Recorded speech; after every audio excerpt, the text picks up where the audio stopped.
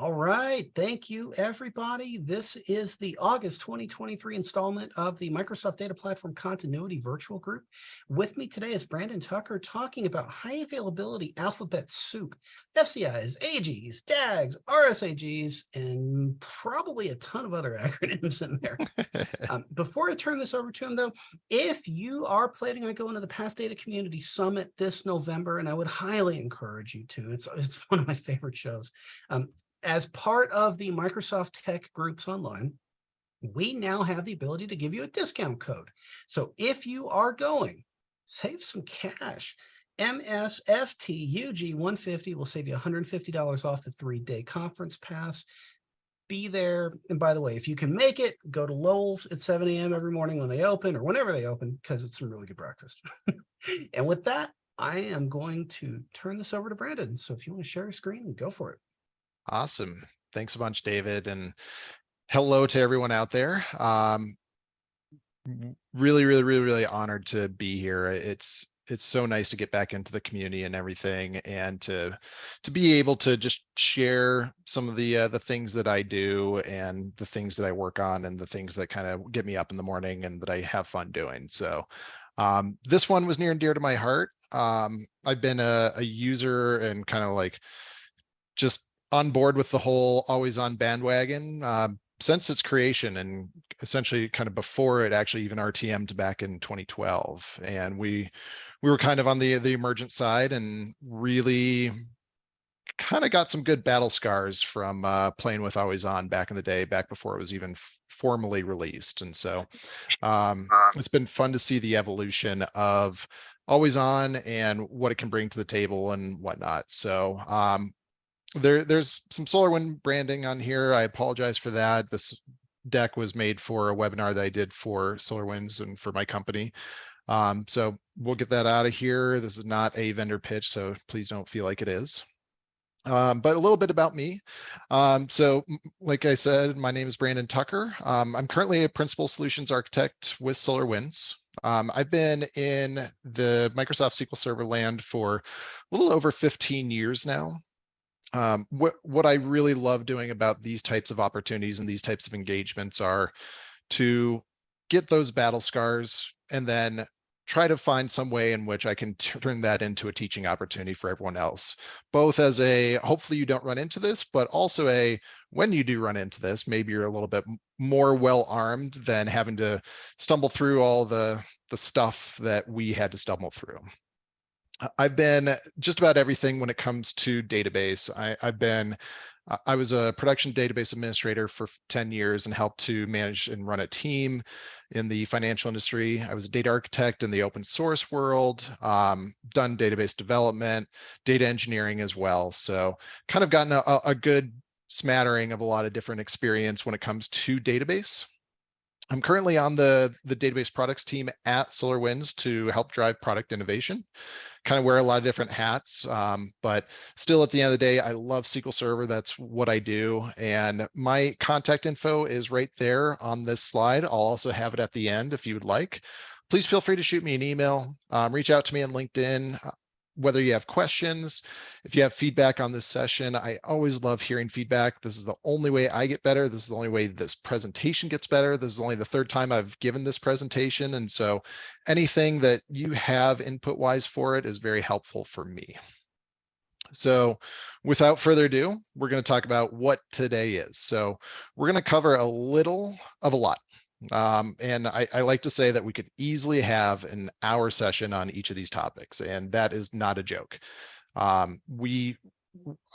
do have an hour presentation on just read scale availability groups. That's how in-depth some of these can go. So we're going to walk through a little bit of GUI that will kind of like help us understand some of what's available to us. We'll also do a little bit more on the T-SQL side. But just know that we're going to skip over some stuff. We're not going to really dive deep into any one particular area. If we have time at the end, and if you have more questions on any of these, I very much encourage you, like, let's talk about these. For my presentations, I like these to be more conversations rather than presentations. So I want this to be interactive. If you have questions, please ask them when we're actually on the topic. I want them to be contextual. I want to be able to answer the question and then not have to steer us all the way back to that thing that we talked about 3 topics ago. So please feel free to put them into the chat. Feel free to chime in, come off mute and ask the question yourself. I would love to do that as part of this presentation rather than have anything at the Q&A part. My goal is to have 0 questions at the Q&A part. What we're going to also talk about today is just kind of build an awareness of what all the options are. Even though the talk is called High Availability Alphabet Soup, not all of these options are high availability technologies, and we'll go through that. And I also want this to be fun, lighthearted, informative. It's a little bit different when it's a virtual or a webinar, just because I don't get the crowd feedback and whatnot, but hopefully we can still have a little bit of fun with that, and maybe some of the jokes will still land, even though I don't actually get to hear you laugh. So we'll just dive right in here, go through our agenda, and I purposefully put just a ton of acronyms on here just to be silly. I was actually thinking about putting a LOL on there somewhere just because of how many acronyms there are, but this talk is about high availability alphabet soup. So we're going to kind of go with that theme and just kind of be silly about it. So for the agenda today, we have to have a little bit of base level knowledge on HADR. Thankfully, with this being the continuity virtual group, this should be review for all of you. This talk was put together as a little bit more of a 100 or 200 level talk to people that may not necessarily know HA or DR. And so I think that some of this, especially on the first leg, will be a little bit of, what's the best way to put it? Probably already like table stakes, kind of just already good knowledge already. So I apologize if it's a little bit boring, but we'll get through it. So we'll talk about a little bit of the base level, fundamental, foundational knowledge on HADR. We'll talk about Windows Server failover clustering, WSFC, and then we'll start diving into the individual technologies themselves. So FCIs, AGs, DAGs, RSAGs. We'll talk a little bit about business continuity planning, DR planning, whatever you want to call it at the end. Me just jumping up on a soapbox and saying, please do it, but we'll get to that point a little bit later. And then Q&A. Again, Q&A is there for a little bit of a catch-all towards the end. My goal is for there to not be any Q&A at the end. So without further ado, we'll jump right in. So we got first topic is going to be our high availability and disaster recovery. High availability, what is it? So HA is what I like to think the ability for a database to recover and be back online in a matter of seconds or minutes, but essentially minimal downtime. There's always going to be some level of downtime, whether it be measured in micro, milliseconds, seconds, minutes, whatever it might be. But the goal for HA is to have little to no impact. What might be examples of that where we could recover from? So if an instance restarts or a server crashes, or if you have a disk failure, if you have HA set up, that you can essentially have that fault tolerance in place where something can just pick up the reins and you're back online, you're good to go. Now, the kind of yin and the yang is going to be disaster recovery. And this is going to be the ability for the database to recover from a catastrophic failure. So, I mean, these days, ransomware is probably the bigger one rather than a natural disaster. Not to say that natural disasters don't happen, but ransomware is a really big one now. And if for whatever reason you have servers that get encrypted and all the data that gets encrypted and you can't recover from that with what you have there in your setup, that is going to be a disaster. So that's going to be an area where you would need to potentially put into play your disaster recovery plan or your business continuity plan. Data corruption is also another one that could come into play. Kind of manifests in the same way as ransomware, but it's ways or things that would cause you to have to actually act on your plan. Both of these two things are related, but they're different. So they serve different purposes, but they're usually lumped together. So just want to really call out what the differences are because we're going to talk about them in good detail for all these technologies as we start going through them.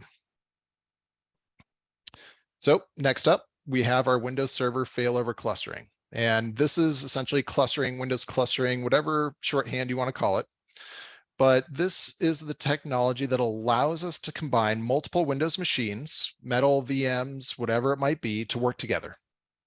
And what Windows Server failover clustering does behind the scenes for you, and what its purpose is to handle communications between nodes, to notify a failure, to synchronize, to exchange information, whatever we want to call that.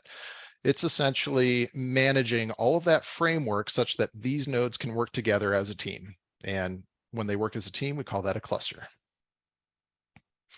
So we're going to need to know some terms for moving forward with this. So this is the nice little, I don't know, call it the academic side of the slides. And we'll have a couple of these laced through the presentation. They're going to be a little bit dry.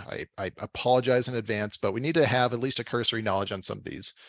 So first one up is a node.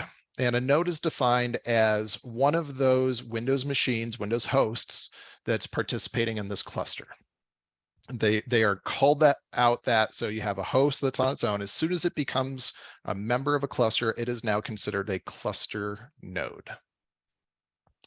We have what's called a cluster shared volume. So this is essentially shared storage that's going to exist and be available to any of the nodes there in the cluster. Shared storage will become important for failover cluster instances. And it was a little bit more of the traditional way that you could do always on technologies, or essentially just HA technologies with SQL Server. We also have another term called quorum. Quorum is essentially voting. So voting of nodes and also other cluster resources. There's a nice little asterisk there that's not just nodes, but essentially nodes talking to each other to let each other know who is actually available and who should be controlling the assets that the cluster has, or what we call the cluster resources. You have a file share witness. So a file share witness is essentially just a location somewhere, likely a network location, where you're just writing like a tiny text file to. And the cluster is writing that text file. And if it's available to talk to that little file share witness, then it's considered that is up and online and available. So this helps to identify maybe network failures or the server not able to reach anything outside of its borders. So that is one way that we can add an additional layer of quorum in there. So I've put together some nice little drawings in PowerPoint for you. These are not high tech. They're not wonderfully amazing. They're just what I had available to me, but let's get comfortable with these types of diagrams, because we're going to use this kind of base level diagram a lot here today. And so what we're seeing here in the orange outside is going to be the boundary of our cluster. So our Windows Server failover cluster. As part of that cluster, we're going to have one or more nodes that belong to that cluster. So node 1, node 2, and then kind of ... node n. So we could have, I won't say as many as I want. Someone that's on this call that happens to be named David Klee would be able to tell you the maximum number of nodes per Windows Server version, I'm sure. But there are limits. You're probably not going to run into them, is the big takeaway. And so we then also have this kind of generic red rectangle here that's calling out all of the cluster resources that are going to be available there on that cluster. So you have cluster resources, you have shared storage, you have everything else that is essentially going to spread across all of those nodes. And that's going to be managed by Windows Server Failover Clustering, or WSFC. All right, so we have some of our foundational knowledge in there. We're going to move on to what the actual technologies are that can help us do this. So first one up is FCI, a failover cluster instance. This is technology that's been around in SQL for a very, very, very long time. And this is how you would accomplish HA in SQL Server for many years. So an FCI is going to be one instance of SQL Server spread across multiple nodes. So I'll let that sink in for a second. We have one instance that goes across all of them. It is only ever active on one cluster node at a time. So if you have 5 nodes in that cluster, only one of those nodes is going to host that FCI at any particular moment.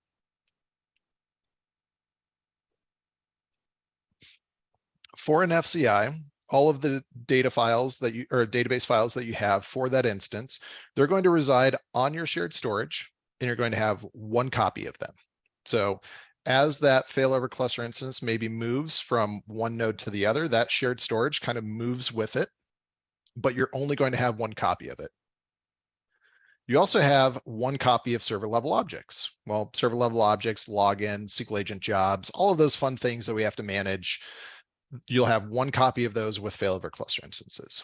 So why do I call that out? Well, more to come. We'll go into some pros and some cons here in a few, but things that we do want to have as differences between all of these different technologies. So coming back to our fun little diagram here, this is essentially what an FCI is going to look like conceptually. We have our cluster, we have our nodes, and then that FCI is going to be a cluster resource essentially.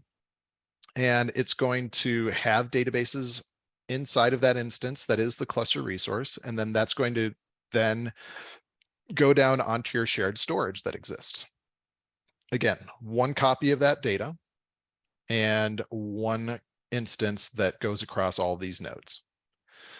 So we're going to jump into our first demo. This isn't anything crazy or earth-shattering, but it's just going to be a level of what we have available to us.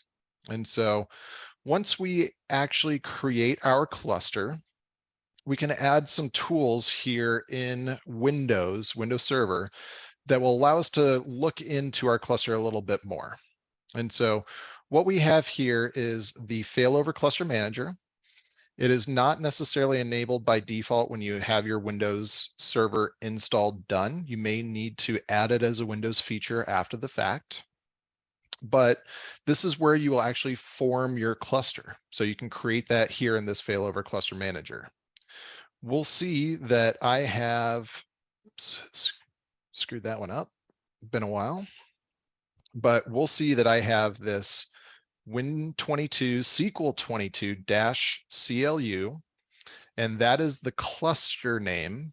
You also see that name down here that I've created here on this particular, that this node is a member of. And so once I then expand out these individual nodes, I can look at roles. And this is where our cluster resources are going to start popping up. And we'll ignore the top three for the moment, but if we look here, we'll see that we have a SQL Server FCI. And the reason why it says FCI in parentheses is that is the instance name that I assigned to that failover cluster instance. So I have an instance on this cluster named FCI. Not anything too crazy, but that's why you'll actually see that. You won't get any other indication that it's an FCI otherwise. We can then also look at the storage just to show where that shared storage is. We'll see that I have this cluster shared volume. Again, that was what we talked about in our terms. We'll see what name we gave it. And I mean, I gave it a very straightforward name and which node currently owns it. So right now it's currently on N3, so node 3. And right now that failover cluster instance is on node 3 for me. But this tool here in Windows Server is going to be where you control all of your cluster resources and maybe move things from one node to the other, as well as your setup and your quorum configuration, which unfortunately is a little bit out of scope of today's talk, but just know that it's there and know that these are things that you can be working with. You can also do some of that configuration via PowerShell. If you're a little bit more of a scripter or command line person, know that that is available to you. That module name is failover clusters. And then there's tons of different options that are available to you in there. But again, out of scope for today's talk, it's just a little bit too much to start digging into it. Coming in here, coming back to our failover cluster PowerPoint. We have some pros and some cons of failover cluster instances. So what are some of the pros? Some of the pros are we have one amount of storage, 1x amount of storage. Let's say we have a 20 terabyte database, maybe a data warehouse or something. If we start putting that on multiple machines, that's going to be a pretty significant storage hit. If we only have one copy of this data, we'll only ever have that 20 terabytes. So we don't have to go pleading to our storage admins to give us 100 terabytes worth of data because we want 5 copies of it out there. We have one amount of storage. We have one instance's worth of objects. Why is that important? Well, if you're DBA and you've ever worked with availability groups, and we'll talk about this a little bit later, you have to manage server level objects in multiple places. You have to try and synchronize them. You have to make sure that they match up. You have to make sure that things work in the exact same fashion. That can be a little bit cumbersome. So one of the advantages on the FCI side is that you only have to manage those in one place. Your logins, your SQL agent jobs, those get configured once. You don't have to synchronize them. They're there, they're done. Last part that's one of the big pros of this is that we have high fault tolerance. This is actually a high availability technology. And how that is done is via all of the things that the cluster, the Windows Server failover cluster is doing under the covers for us. If it detects any sort of failures, or if maybe we restart that node 3 that we saw there in the GUI, it will then move over to one of the other nodes that's available and online. So yeah, our connections might get severed if we're connected to that instance, but for the most part, within a matter of seconds, that instance will be back running on one of our other nodes without much downtime. Okay, so what are the cons? Well, we have one amount of storage, but that means we only have one copy of the database. So that'll come into play a little bit later, and I'll explain why once we get there, and it'll make more sense when we talk about availability groups, but we have just one copy of that database. You also have a little bit of extra complexity with your shared storage. So shared storage can get a little bit messy with VMs and maybe admins that aren't as familiar with how shared storage works. Back when these were actual physical drives that sat in machines or on NASs or whatever it might be, it was a little bit more straightforward and your storage admins would take care of you. Now with a lot of virtualization occurring, people aren't as up to speed with shared storage and that concept. And so you may have to rely on your virtualization admins to work with you to help get some of that shared storage in place. Now, that could also still be connected to a NAS or a SAN, whatever that might be, and they can then expose that to you from there. I'll pause here. This is the end of the failover cluster instances section. Does anyone have any questions that would be good to talk about here? There is nothing in the chat so far. If anybody has any questions, please do not hesitate. Drop them in the chat and we'll get them answered as soon as possible. Wonderful. Thanks, David. Do you know off the top of your head what the max number of nodes you can put in a cluster is? That's a really good question. I know with AGs it's 9. With a failover cluster, the number is escaping me, actually. Okay, good. I know it's not a small number, though. Right. Yeah. No. Like for whatever reason, like the 20s is jumping to mind for some reason, but just because you can doesn't mean you should. yeah, exactly. And typically for a cluster, I mean, we're talking in the 2 to 5 nodes area. Like anything over 5 nodes, there would have to be a really strong case to be doing something like that. Strong case and a little bit of insanity. Yes, very much so. So great. Well, we'll start moving forward to the good stuff. Probably why a lot of people are here. So we're going to start getting into our AG section, and our AG section is going to bleed into like 3 or 4 different sections, but we'll start with just AGs. So always on availability groups. And you might see this sometime as AOAG, just to put that always on bit in it.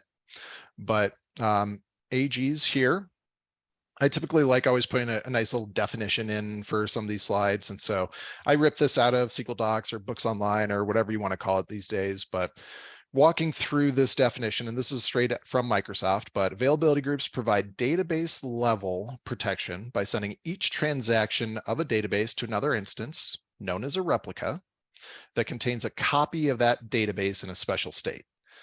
Now, for those of us that are a little bit more old school, it's like, well, that sounds a lot like log shipping, or that sounds a lot like mirroring. Well, yeah, I mean, it pretty much is. A lot of the always on technology was built off of and kind of an extension of database mirroring.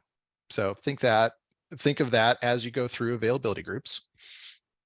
And one thing that I do want to call out here is that always on is a marketing term used by Microsoft, which includes both availability groups and failover cluster instances.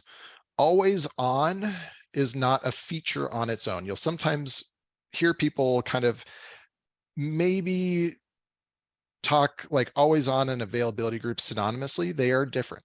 So availability groups are a subset of the always on technologies that are available in SQL Server. So a little bit of a soapbox, but just keep that in mind if you want to talk the talk really well with people. So starting to talk through what availability groups are. So an availability group or availability groups are independent instances of SQL Server that are part of a Windows Server failover cluster. So I'll let that sink in for a second. So you have to create a cluster. You have nodes that are members of that cluster, and then you install independent instances of SQL Server on those nodes that can then talk to each other. So that's the really quick high level for the architectural perspective. For availability groups, you will have one active node or replica. And this has been said a couple times. It was in the definition, and we've said it here. We haven't really defined it yet, but we'll get there, I promise. So one active node at any time per availability group.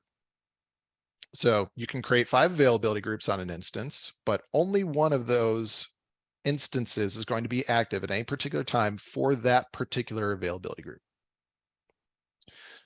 We also have multiple copies of the database that go out to each of the replicas. So if we remember kind of a little bit of that tease back from failover cluster instances, we said that we only have one copy of the database. Well, now we have multiple copies of that database. Like, okay, that's interesting. Why would multiple copies be potentially interesting? Well, we'll get there. We're just going to keep teasing this, so don't get too worried. We'll get there, I promise. So jumping into our terms. Availability groups, we have a replica. And so what is a replica? A replica is going to be essentially an instance that has been defined or identified for your availability group of an instance that availability group essentially can land on and will have a copy of the databases in that availability group. So the way to think about it is that if I create an availability group and I say that it goes to instance 1, instance 2, instance 3, those are instances of SQL Server, and they keep that terminology. But I am saying with replica that when I define that availability group, and it can spread between instance 1, instance 2, instance 3, that I now have 3 replicas, and those replicas are those particular instances of SQL Server. So it can write out to each of those. We have availability databases. So once we define all of our replicas for an availability group, those databases that we put in that availability group are then going to be on those other replicas, those other instances of SQL Server. Now, that copy of the database, whether it's the actual copy, the live copy, or any of those others, what we call secondary copies, those are considered availability databases. They are databases that are participating in an availability group. We have a listener. This is the availability group listener. This provides a connection point for you to connect to your availability group such that you always get to the read-write copy. I'll put a little asterisk there. There's some fun that we can do to kind of mess around with that, but at a high level, that's what it's there for. We're not going to go too in-depth on the listener today. We're going to talk a little bit about it here in a future slide, but there's a lot of stuff attached to listeners that are really cool, but also really frustrating. And it will bite you at some point, I promise. But just know that it's there and what its purpose is. We have a seeding mode for our availability groups. Okay, what's a seeding mode? A seeding mode allows us to essentially define the database in one spot and then allow SQL Server behind the scenes to essentially send that database to all of the other replicas when you initially create your availability group. So your seeding modes are manual, automatic. So automatic means SQL Server does it behind the scenes. Manual means you need to do all of the seeding yourself. For a 1 gig database, totally fine. Do automatic seeding. It will make your life very easy. For a 10 terabyte database, you are nuts if you try to do automatic seeding with a 10 terabyte database. Please, please, please do not do automatic seeding with a 10 terabyte database. The big takeaway here with your seeding modes is think about how you would like that data to initially get populated, consider how big your database is, and then make the decision based on what is appropriate. With the way that network speeds are getting these days and storage speeds and beefier machines, it's going to become less of an issue. I'm not going to tell you any sort of hard limit, like 10 gigs, 50 gigs, 100 gigs. It depends on your environment, but just keep that in mind. I would be like, even something larger than 5 or 10 gigs, I would start wanting to control that process and do more of the manual seeding on my end. Next up is our availability mode. Our availability mode is essentially saying how this data is going to be sent over to our other replicas, our other availability databases. So I just want to mention one thing about the seeding. Sure. So I found success doing large databases if you turn on trace flag 9567, which Okay. compresses the seeding mode. So it helps you with the large database. I've seen it help with the large databases. And when you say a large database, how large are we talking? Like 100 gigs, terabytes? I mean, I've done terabytes. Okay. And do you recall like roughly how long it took for that seeding to get caught up? I mean, it takes a while, but Okay. if you look at the amount of data transferred, it's tremendously higher. So it basically compresses the seeding mode. Okay. Yeah, you just got to watch your CPU consumption when that's kicked in, because it will bury your CPUs intentionally, of course. But you just got to kind of watch for it. Yep. And so a lot of tools in the tool belt, and try, like if you're wondering about something, and Luke, thanks a bunch for that. Appreciate that. Just try it out in your environment. Hopefully try it out in a non-production environment first, like any good DBA, but just try it, see how it goes, see what your results are. And then once you're able to baseline that a little bit, then use that moving forward for your other activities. Coming back to our availability mode. Availability mode is going to be how these transactions get sent off to our other replicas and our other availability databases. So we have synchronous and asynchronous. Synchronous means that for a transaction to succeed on your primary replica, it has to be successful on every other replica before that transaction comes back as being successful. So that means that it has to commit that transaction in X or N number of places before it finishes. That introduces lag. It's going to take a little bit for that to happen. So keep that in mind. Otherwise, you have asynchronous. Asynchronous is more of like that log shipping. As soon as that transaction is successful on your primary, it comes back as successful and you're good to move on with your life. But that transaction with the T-log is going to then get shipped off and then get applied at a later time. If you're talking about small transactions, they'll be there really quickly. I mean, we're talking seconds, if that. If you're pumping in 10 gigs worth of data, it's probably going to take a little bit longer for that to get caught up there on your secondaries. We then also have our failover mode. And our failover mode is allowing us to kind of have that HA technology where something can float between different nodes. And so you have an automatic failover or a manual failover mode. You have to have synchronous, or actually, I think that requirement is changing. Traditionally, you typically always had to have synchronous availability mode if you wanted to use automatic failover. I believe that has changed in 2022 or in a recent version, but essentially those are the options available to you. What does an automatic failover mean? Well, if for any reason your availability group detects that it is not healthy on its current primary replica, let's say you restart the server, let's say the server crashes, then it will just come online on one of the other replicas and it will transition and get caught up as soon as it comes back online. Pretty cool stuff, and allows you to accomplish HA with availability groups. So here's the quick little snippet on what the listener is. So the listener is going to be a separate virtual network name and IP that always directs connections to the primary replica. Again, big little asterisk there. And what that asterisk is we, through the listener, we can actually configure some advanced settings, such as what we call read-only routing or read routing lists. But essentially, it allows you to specify things in your connection string where you can essentially, rather than wind up on the primary replica, you could wind up on any one of your secondary replicas. So if you know that you're doing only a read-only workload, well, you don't need the stability of that primary replica where it's read-write.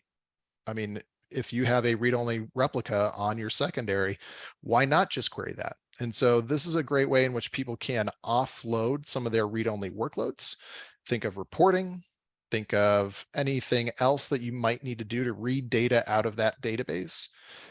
You can do that if you specify certain things with your listener. Again, out of scope of today's talk, it would take a lot more to get through that, but know that those are available to you. So we're going to come back to our trusty diagram here. We have our cluster, we have our nodes, and this is essentially what an availability group is going to look like. So that black database icon, that is going to be our primary, for argument's sake, for this particular diagram. And that is going to be sitting on node 1 right now. We then have our secondary copy of that database residing on node 2. That is going to be, if we flag it that way, we can actually specify that to be available but read only, or we could actually have it be not available for any sort of connections. Now, the nice part about this is that we're defining these availability groups at each of the instance levels. There is nothing preventing us from just adding more availability groups, and it doesn't have to match what the nodes or the replicas were for that first availability group. We can spread them all over these nodes as we see fit.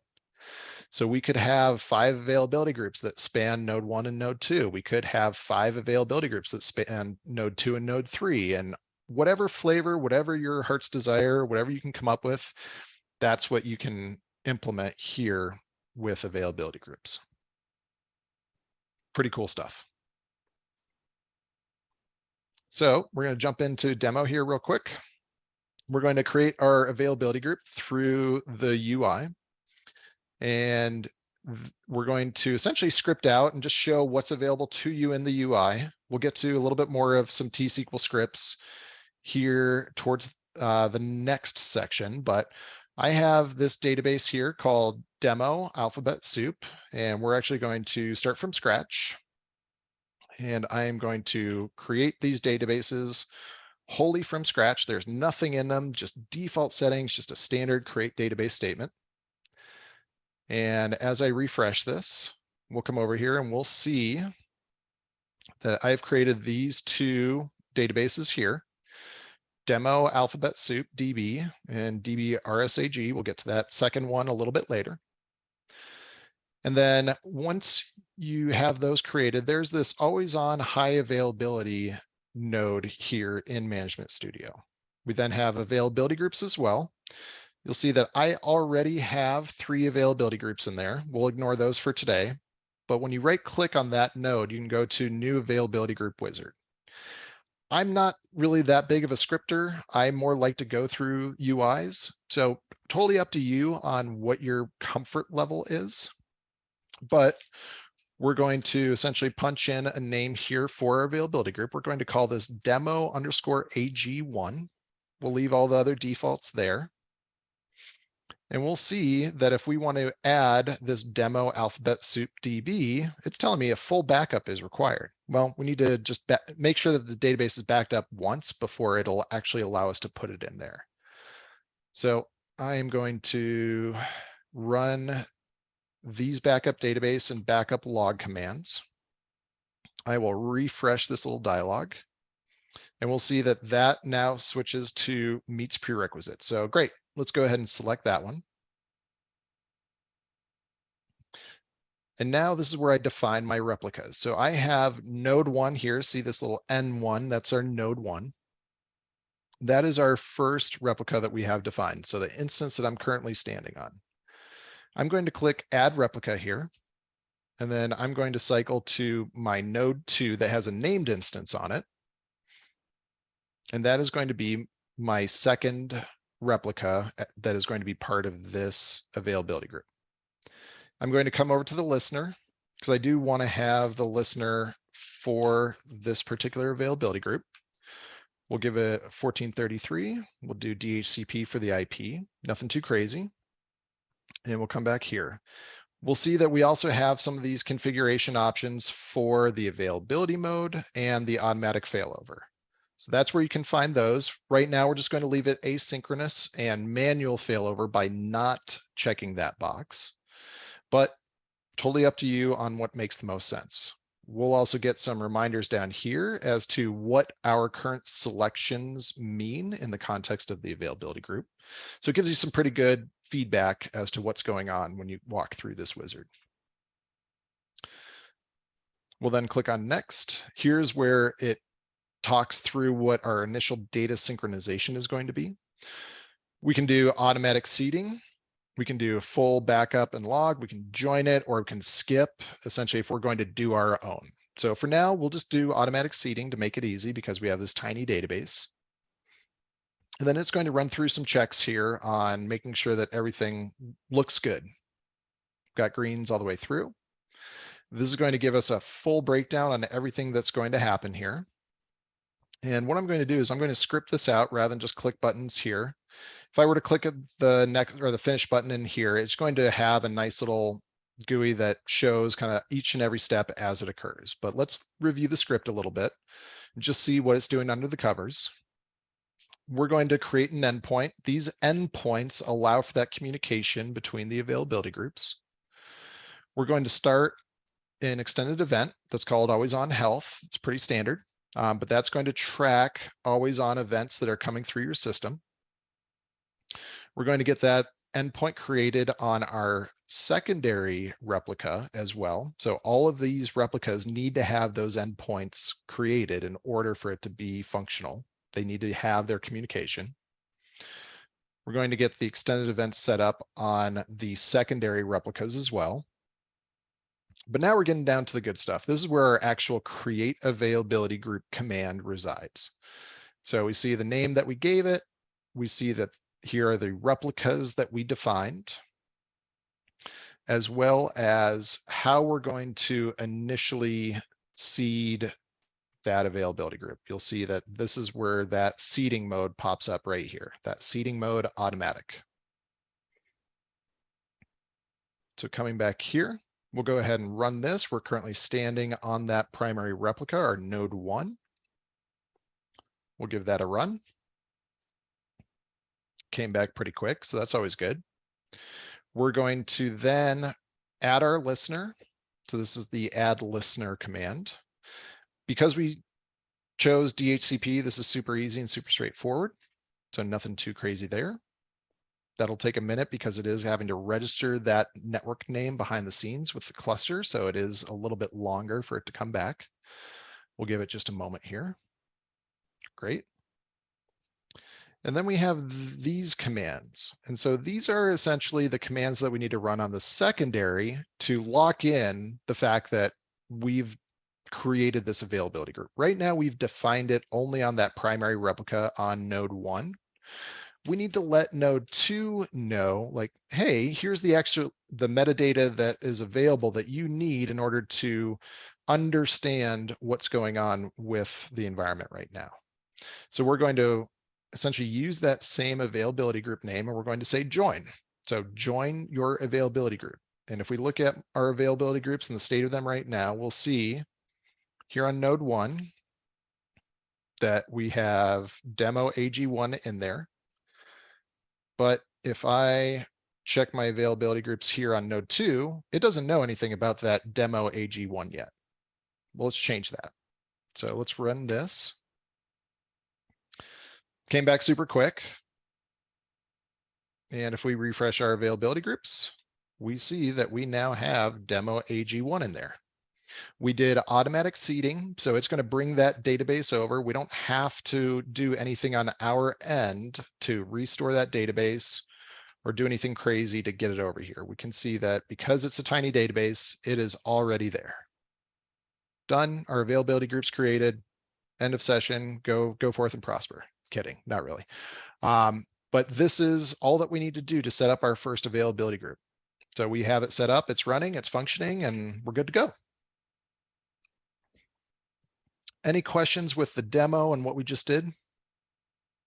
Not on the demo. We actually do have a question on what are the pros and cons of configuring transactional replication between two different AG clusters? Transactional. Oof. Yeah, it's a good question. That question could go on for about the next 4 hours. I'll take a first stab at this. Sure. The pros of this are that you can now replicate a subset of the data from availability group A to availability group B. The cons, quite literally everything else relating to transactional replication. Just replication in general. Yeah, I mean, replication is a necessary evil. It's got its pros. It's definitely got its cons. So bottom line, and this is for AK on here, be careful with it.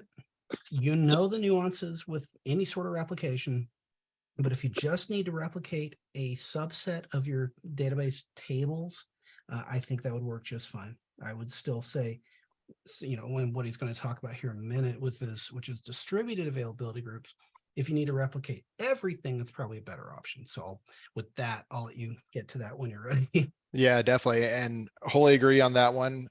Really the use case that I could come up with for that is just a subset of the database rather than bringing across the entire database. Yeah. But if you start putting replication on top of availability groups, I mean, you're introducing such a management headache that it's going to be really difficult to even try and keep track of what's going on where. Yeah. And I don't even know, like with transactional replication, I mean, if you have it running on your primary replica and that replica is no longer the primary, is it going to be happy if it fails over? I don't even know the answer to that question. Depends on how you set it up, Yeah. kind of what you need it for. You know, you can make that work. I have actually had to do that before, but you have to be careful with it. So basically, Yeah. you have to have a strong enough use case to actually justify the complexity behind it. For sure. Yeah. So this is Luke. So when you do that, you need to set up the distribution database in an availability group as well, which kind of controls that. So that does work. I mean, we're trying to get rid of replication. Bless you. Yeah, sometimes you just can't though, right? Exactly. Just one little trick on the availability groups and auto seeding that I've learned over some time. Let's say you're seeding, say 10, you know, you're creating your availability group and you're adding 10 databases and they're large databases and they're auto seeding. You know, 1 or 2 may fail. But one thing you can do is drop it from the secondary and then set the availability group back to manual seeding and then auto seeding, and then it will pick those databases back up and retry them.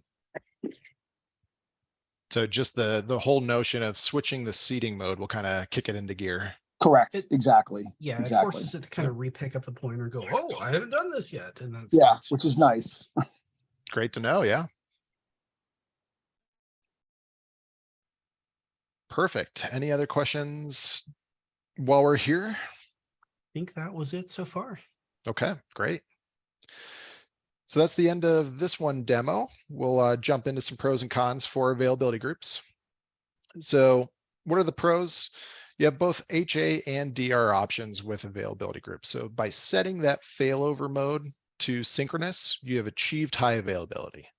If you want to leave that more as a manual failover or as asynchronous in your availability mode, then you are accomplishing a little bit more of a DR type of scenario. And so totally up to you on which path and which use case you need for this, but just know that both are available with availability groups.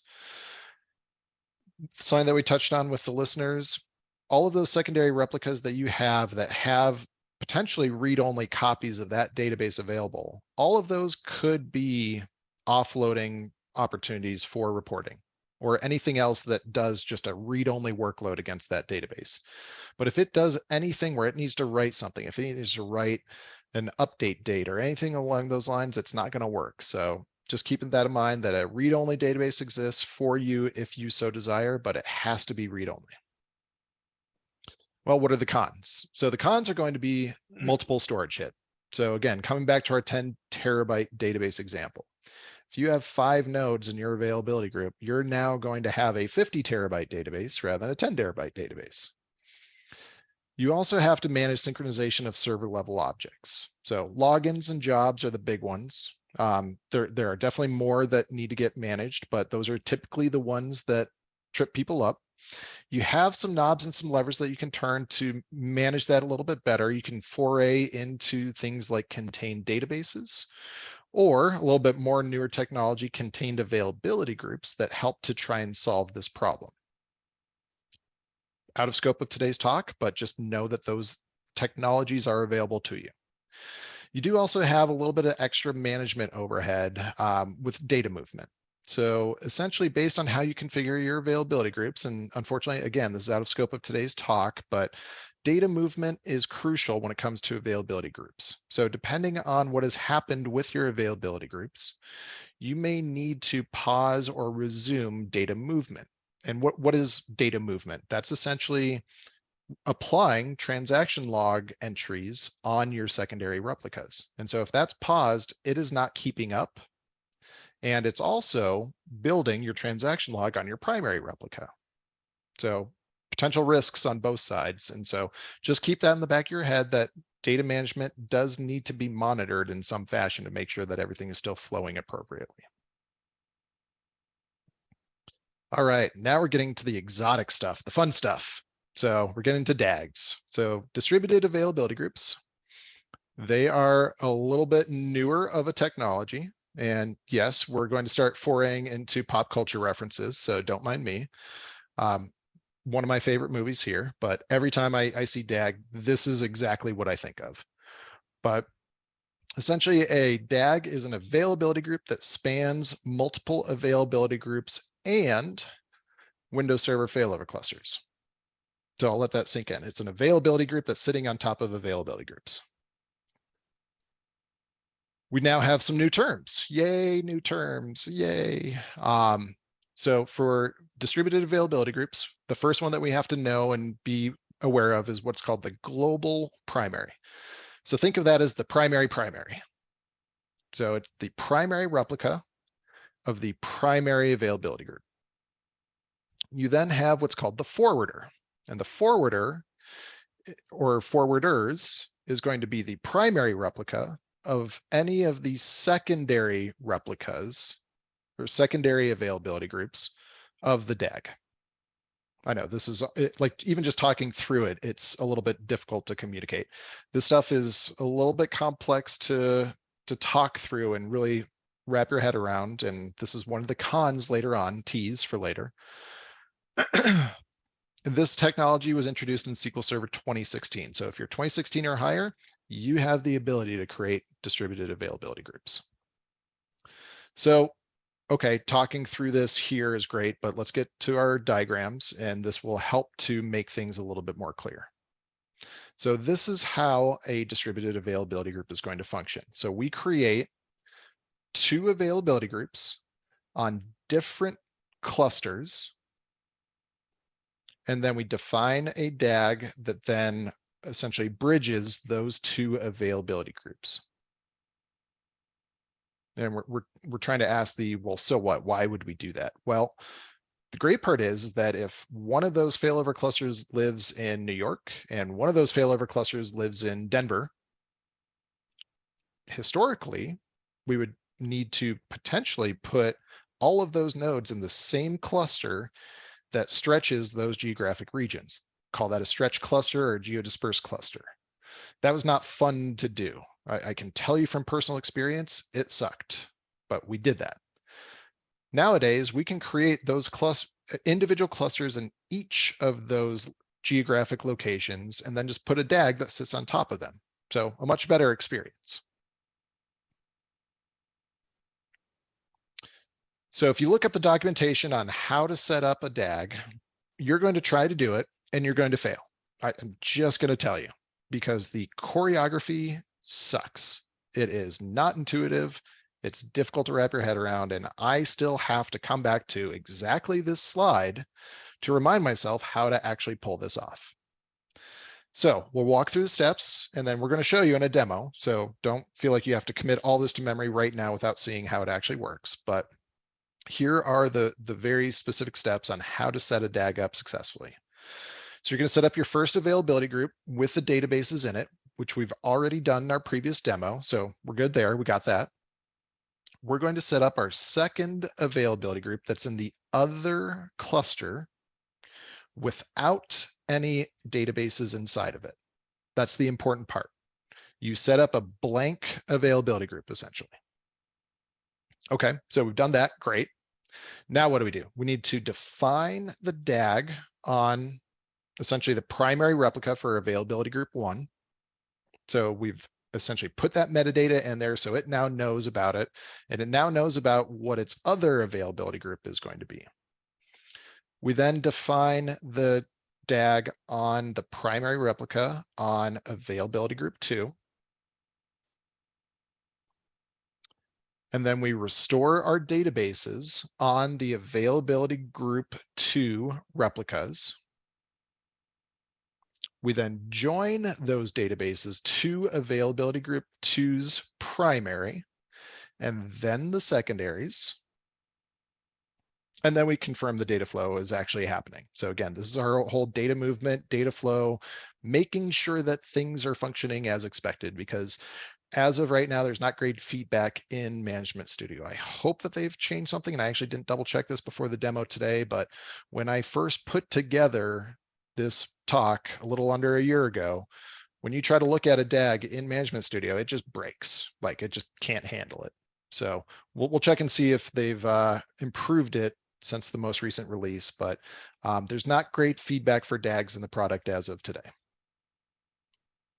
So without further ado, let's just jump in and start doing all of the fun things to get a DAG set up. So we'll close out of a couple of our queries that we've already done. And we're going to get to demo 3. So what are we going to do? So first up is we have this essentially second availability group that we're going to create. So we need to have 2 availability groups to participate in the distributed. And so we're going to run very similar things that we did in our first one. We're just going to run this on cluster 2. So if you notice here, and this is the way in which we'll be able to differentiate them, I have C2 N1, cluster 2 node 1. So we'll create demo AG2 here. Yahoo, it worked. And then we're going to create a listener as well. Again, it'll take a second here because it has to register that name, make sure that there's no collisions, et cetera, but it'll come back here momentarily.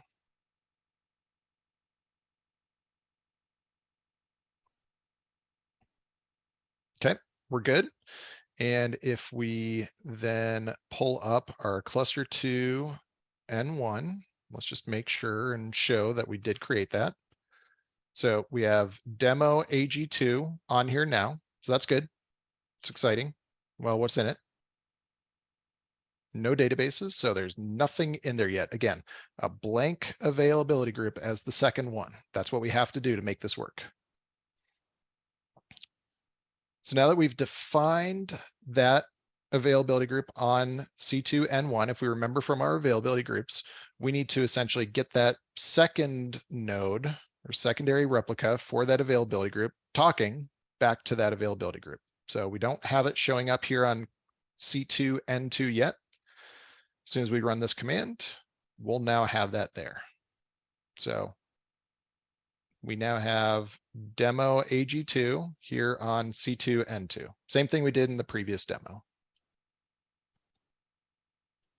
Moving right along, we now have our DAG definition. So the things that we're going to call out here is that we're going to add this switch here, essentially, this extra option that says with distributed. So that's saying that's how we're actually going to create our distributed availability group. Now, the things that I do want to call out here is that when we specify the availability groups that we're talking to, we are giving it a listener name to point to.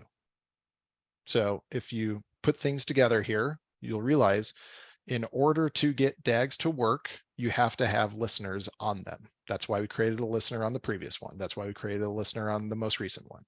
So you need a point from listener to listener, essentially, to pull this off. Otherwise, everything else is pretty straightforward, very similar to your other availability group. We're going to have asynchronous commit. We're going to have a manual seeding mode. We're going to have a manual failover mode. Again, this is more for demonstration purposes. You could do an automatic seeding mode and it would start handling some of that behind the scenes for you. But we are currently standing on our primary right now. And if I had a live audience, I would be asking everyone, what is the primary actually called? And if you're at the top of the script, you'll see what that primary is called, but the global primary. So we're going to run this. We've essentially defined the DAG on our primary, our global primary on C1, N1. And so if we refresh our availability groups, we now have this guy showing up. So we have our distributed availability group showing up on our primary. And then as we then look at our other areas, we see that we do not have it on node 2, but it'll get there, I promise. So now we're coming to our forwarder. So this is essentially the secondary replica of the availability group, but it's the primary, or for the DAG, but it's the primary replica for the second availability group. So I'll say that one more time. So we have our second availability group that resides on our second cluster. That has a primary replica, which is node 1 right now. And we're going to run a similar command about the DAG definition, but you'll see that we're running an alter and a join rather than a create availability group. But for the most part, we're doing the same stuff. We're telling it what the availability group names are, and we're giving it the listener names. So we'll run this here. Completed successfully. That's always good in a demo. And let's go ahead and refresh our availability groups here on our forwarder. And we can see we now have that DAG defined on our forwarder as well. So we're tracking well, things are good. So what are the next steps? This is us doing our actual restores via T-SQL to get that database in a state that is ready on our essentially second availability group. And so we're just going to run these restore and restore log statements. So restoring a database here on both of the cluster 2 instances that we're interested in. So this is node 1. We have a database restored. This is node 2. We have a database restored. Just to show that it is there, we'll see that we have our alphabet soup DB in a restoring state here on C2N1. Take my word for it that it also exists on C2N2. But then what we will do is we're now going to run essentially this command that joins that database to the availability group. So we're setting the availability group for this database to be the second availability group. So we'll give that a run. This sometimes takes a second, but okay, good. Came back super quick. And if we refresh our database list, we'll see that it is already now showing synchronized in there. Well, we have yet another replica, so let's take care of it on that secondary. We're good there. And just to show there's no funny business going on here, this is node 2 of cluster 2. And we'll see that we have that database in there as well. We'll also see that if we refresh our availability groups, that we have the demo AG2, but we don't have the DAG. The DAG is going to show up on the global primary, and it's going to show up on the forwarder. You're not going to see it on any of the secondary secondaries. But we have essentially just set up our first DAG. We're now in a good state. Let's see if Management Studio is still broken with our DAGs.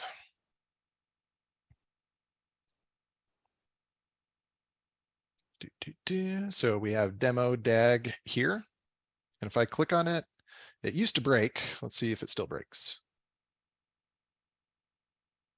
It breaks. Okay. So, yep, we get our nice little null reference exception and nice little stack trace. So one fun part about this is that we cannot look at the DAG state in Management Studio. And I'll touch on this here in a slide, but this is what the current experience is in Management Studio as of, I think it's what, 19.3, which is, I think, pretty much the most current one, 19.1, sorry. Any questions on what we did with setting up the DAG? So far, I think we're good. All right. And just as a comment, the DAG experience in all the new builds, it still stinks. Perfect. Glad they're Yeah. really prioritizing it. No comment there. I have a question. I have a question around DAGs and Sure. using DAGs to do upgrades to databases. So we're going from one domain to another. So I have a DAG set up between two different domains. Going from SQL 2017 to SQL 2022. Mhm. We've auto-seeded them all to the forwarder. All the databases exist. You can see the disk space consumed. But there's nothing on the secondary replica. And the question is, when that gets failed over, is that when it syncs over? I'm not sure if anybody has any experience with that. I don't have any experience with it. I would, what I would think is that it should be creating that database on the secondary. So essentially the secondary availability group and all of these secondary replicas underneath that secondary availability group, you should get databases on that via automatic seeding. You might consider looking at your error log just to see if you have any communication issues or something else going on there. Because I even ran into this morning while I was getting these demos, like making sure that they're prepped and ready to go. But it does give you some good feedback as to what's occurring with your DAGs and how it can sometimes have issues. And I mean, let me see if I can find even some of the stuff from this morning. It's a good idea. I could look at that. But let's see, when was I doing that? That one is, this is an hour ahead. And then when you fail over the DAG, like when you fail over an availability group and it's set to synchronous, you don't want to fail over with data loss, right? Like you want to make sure there's no data loss when you fail over. When you fail over the DAG, is there still an option? So if you fail can you fail the DAG over that you have in Management Studio? You should be able to, yeah. I don't see why not, and I'm pretty sure I have done it before. But yeah, let's. And because you're in asynchronous, like you want it to be synchronous, right? You don't want any data loss when you do the failover, especially in our. I mean, we're still testing a lot of this, but Yeah, I have it all set up in dev. I just haven't been failover because people are using the environment. Yeah, so it's grayed out here just in Management Studio. So I can't even get to this failover dialog for a DAG. Yeah, I'm thinking it's manual. I'm thinking you need T-SQL to do it. It is. And so, oh man. But is it synchronous or is it asynchronous? Because I want to ensure that we don't have any data loss. So I guess my question is, I've defined all of these as asynchronous right now. Yep. And so essentially what you're saying is that you would like for all of them to be synchronous such that you don't have any sort of data loss, such that if you fail over that DAG, that everything will just be current and good to go. But Correct. keep in mind something there. If you have all of your replicas in synchronous mode, you have to wait for all the replicas to commit the transaction before the primary can commit the transaction. You don't want to do that if you have a slow WAN connection, or you're really just distributing these boxes into different regions. That could impact performance severely. Definitely. The only thing that I would do is literally flip it to synchronous right before you're going to do an actual failover, knowing you're going to take a performance hit. Yeah, but you can see, and Chris, I appreciate that. So we're all in the same data center. We're just a SaaS, and everything's a different domain. So network is not an issue for us. However, you can see when you try to flip the DAG over, there's no option to say data loss, no data loss, right? So the plan is to flip it to synchronous and fail it over. Is distributed availability group at that point the right solution for the problem you're trying to solve? If everything's in the same area? If it's cross domain, we're going across the domain. So that's the kicker. That's the issue. That's the issue. That or find a way to do a clusterless availability group, but I don't know if that would work cross domain like that. Okay. Cross domain, it would definitely work. As long as you have the connection set up, and it's almost like a tease. We'll get to there here momentarily. Okay. Thank you so much. I mean, any testing I'll always send, David, I could send the information to you, anything that I find out. So we're still doing some testing, but it's kind of a big thing in our scenario here. Yeah, keep us in the loop, because this is something we could actually follow up with more of an interactive demo session, just to really walk through these different advanced scenarios. Yeah, and like two things, like you have to have port 5022 for the endpoint open between the domains. That was really the only thing, and ensure that the service account of the global primary has access to the availability group in the other domain. So those are the two big things. And setting it up through a domain. So I know I just figured I'd add that. So, okay. Yeah, you don't even necessarily have to go through domain accounts. So, I mean, that's kind of where the clusterless side will come in, and I'll explain it. I'll touch on it a little bit here when we go into the clusterless or the read scale availability groups. Okay, perfect. Thank you. Yep. Any other questions on DAGs while we're here? I think we're good so far. Cool. I'm going to pick up the pace just a tiny bit here to be sensitive to time. But some DAG quirks, and this is kind of what I was touching on just based on the demo, is you don't have great feedback in Management Studio as to the state of the DAG. So typically for your availability groups, it's going to show that it's the primary.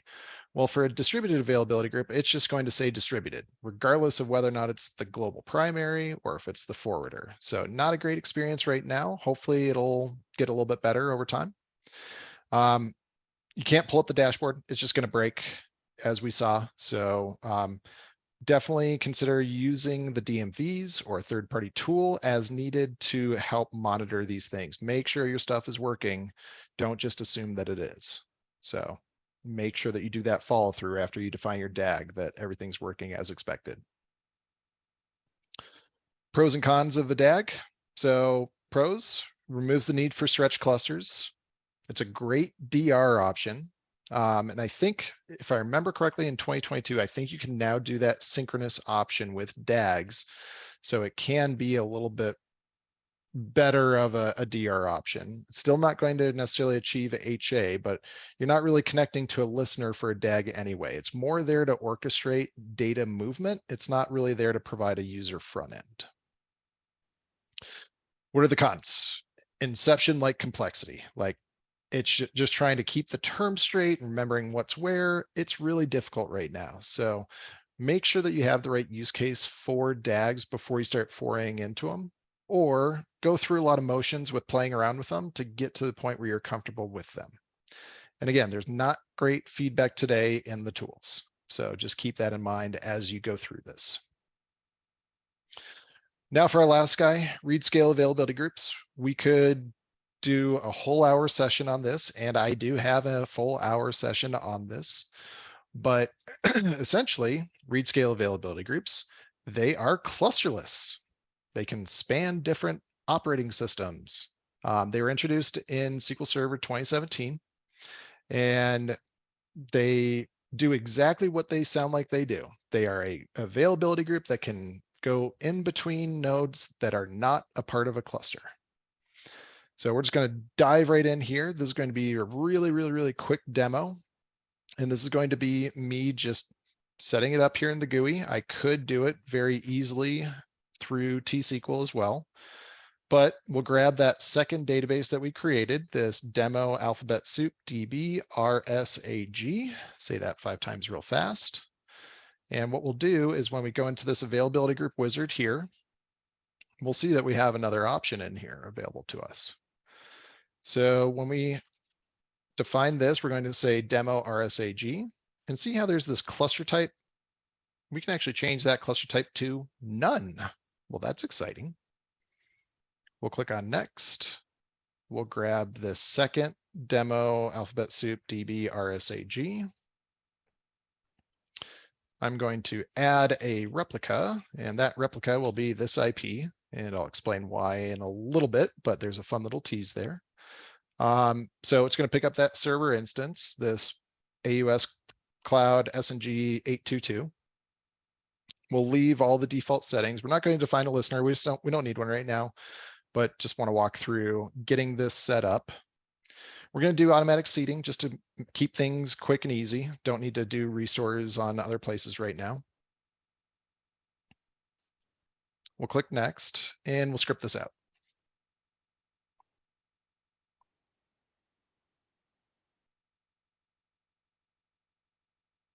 You'll notice this is typically how I do availability group creation. Feel free to do whatever works for you, but I like using the wizard to then script things out and then review what's coming through before I actually run it. So same boat, we're going to get the same thing with the endpoints, with the extended event sessions, and we now have this create availability group command. The thing that we'll call out is just this cluster type equals none. That's where that got populated. And so this is essentially going to create that clusterless availability group for us. We'll go ahead and give this a run. Completed successfully. That's a good sign. We'll refresh our availability groups. We see that we have our demo RSAG read scale availability group or clusterless availability group defined on our primary right now. And then we need to then essentially signal that secondary replica that it's good to join that availability group. So we'll pop onto this instance and we'll give this command a run. Again, we did automatic seeding. So it's just going to handle all of that extra database restore and management for us, which is super nice. Came back successfully. That's a good sign. And we'll jump in here to this instance. We'll do a quick refresh. And we'll do a refresh here. And we'll see that we now have our database on here that we did not prior. And we have our demo RSAG, our clusterless availability group on there. Yahoo! Well, what's so special about that? Well, if we do a select add at version, if I can type.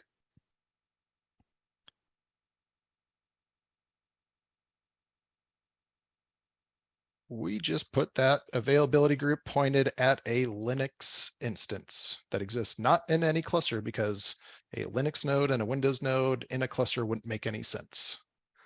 So we created a clusterless availability group that spans a Windows node and a Linux node. Applause, crazy, yay, excited. I talk about this in my hour talk for clusterless availability groups, but there's a lot of extra complexity here in terms of your endpoint management. And Luke, I think you were starting to touch on this a little bit, but essentially what I've done behind the scenes, and because you brought it up, I'll pull it up in terms of some of the management that needs to happen with that. But what we've done with the endpoints for pulling this off, and this is in Microsoft documentation, so I did not come up with this on my own by any means. I did not figure it out.